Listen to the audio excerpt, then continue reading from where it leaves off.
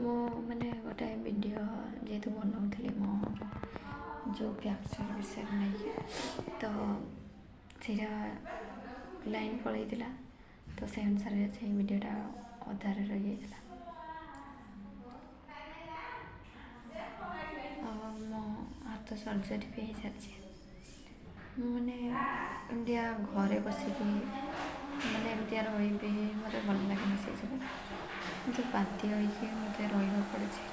ଆଉ ମୋ ହାତ ଯେହେତୁ ଫ୍ରାକ୍ଚର୍ ଅଛି, ଫ୍ରାକ୍ଚର୍ ହେଲାଠୁ ପ୍ରାୟତଃ ମୁଁ ମାନେ ଯେତେବେଳେ ମାନେ ଖାଇବା ବନେଇ ପାରେନି ସେତେବେଳେ ମୋତେ ବକରେ ରହିବାକୁ ପଡ଼େ, ଅନ୍ୟ ଉପରେ ଡିପେଣ୍ଡ କରିକି ରହିବାକୁ ପଡ଼େ। ଅନ୍ୟମାନେ ଆସିକି ଅନ୍ୟମାନେ ଆସିକି ତାଙ୍କ ଇଚ୍ଛାରେ ବନେଇ ମାନେ ଯେତେବେଳେ ତାଙ୍କର ଇଚ୍ଛା ହେବ ସେ ବନେଇକି ସେମିତିଆ ଖାଇ ପଡ଼ୁଛି। ବହୁତ କଷ୍ଟ,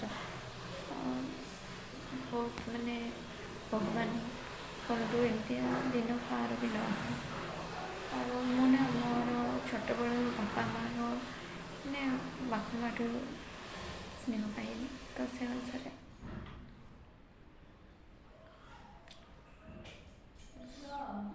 ଅନୁସାରେ ମୁଁ ଭାବିଥିଲି କି ମାନେ ମୋତେ ଏମିତିଆ ଗୋଟେ ମଣିଷ ଦରକାର ଯାହା ସହିତ ମୁଁ ମୋର ଲାଇଫ୍ର ସବୁ ପ୍ରକାର ପ୍ରୋବ୍ଲେମ୍କୁ ମାନେ ସେୟାର କରିପାରୁଥିବେ, ଆଉ ସିଏ ମୋର ସବୁବେଳେ ସାଥ୍ ଦେଉଥିବ। ଏମିତିଆ ମାନେ ମୋର ଖାଲି ନୁହଁ, ସମସ୍ତଙ୍କର ଡ୍ରିମ୍ ଥାଏ ଏମିତିଆ। କିନ୍ତୁ ମୁଁ ଯେହେତୁ ଛୋଟବେଳୁ ବାପା ମାଆଙ୍କୁ ମାନେ ସେମିତି କିଛି ଅଧିକାର ତାଙ୍କଠୁ ମୁଁ କିଛି ପାଇପାରିଲିନି। ଅନାଥ କହିଲେ କିଛି ଭୁଲ ହେବନି, ସେ ଅନୁସାରେ ପଢ଼ିଛି ମୁଁ ଆଉ ମୋ ଭଉଣୀମାନେ। ତ ବହୁତ କଷ୍ଟ ଲାଗେ। ତ ମୋତେ ମାନେ ମୋ ଘରଠୁ ବାହାରେ ଯିବା ସୁଯୋଗ ମୋତେ ଏତେ ମିଳୁନଥିଲା, ମୁଁ ଯାଇପାରିନଥିଲି, ଡର ଲାଗୁଥିଲା। ଆଉ ତାପରେ ମୁଁ ମାନେ ଜଣଙ୍କ ଥ୍ରୋରୁ ଆସିଲି ଭୁବନେଶ୍ୱର, ପୁରୀ, ମାନେ କଟକ, ଖୋର୍ଦ୍ଧା, ଯାହା ବି ସେଇ ମାନେ ଏକ୍ସଟ୍ରା ମାନେ ମୁଁ ଭୁଲି ପାରୁଛି ଏବେ, ମାନେ ଯୁଆଡ଼େ ଗଲେ ବି ମାନେ ଫ୍ରିଡ଼ମ୍ ଲାଗୁଛି।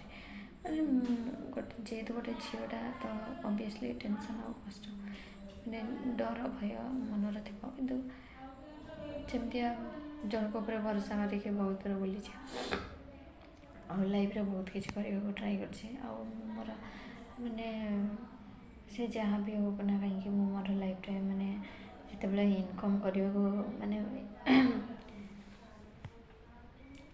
ଇନକମ୍ କରିବାର ଗୋଟେ ରାସ୍ତା ମୋତେ ମିଳିଲା, ତ ସେ ଅନୁସାରେ ମୁଁ ଇନକମ୍ ବି କରୁଥିଲି। କିନ୍ତୁ